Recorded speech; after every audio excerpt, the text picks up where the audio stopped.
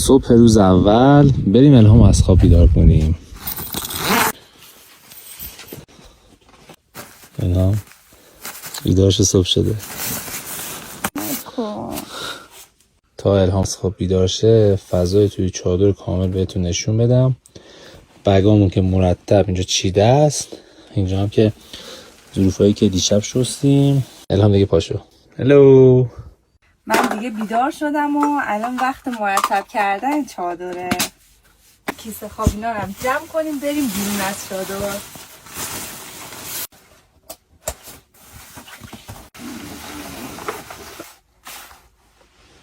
وقت سایبون زدنه.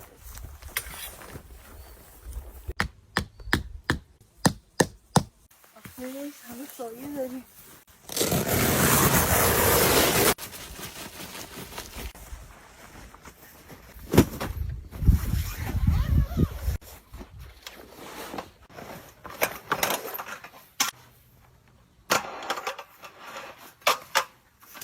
اولین روز کمپمون رو میخوایم با یه آیس کافی شروع کنیم.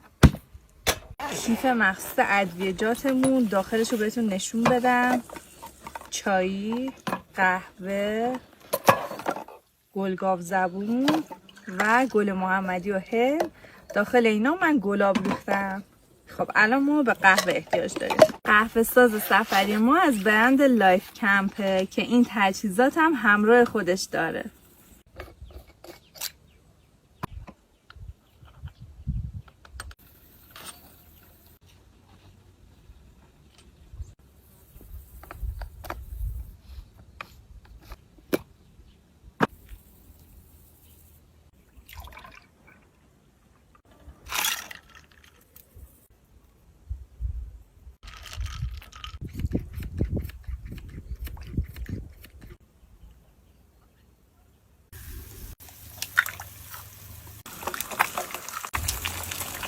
خیلی خوشمزه شد. واقعا؟ برای اولین بار تخم مرغ رو با خرما پختیم. خیلی خوشمزه شد.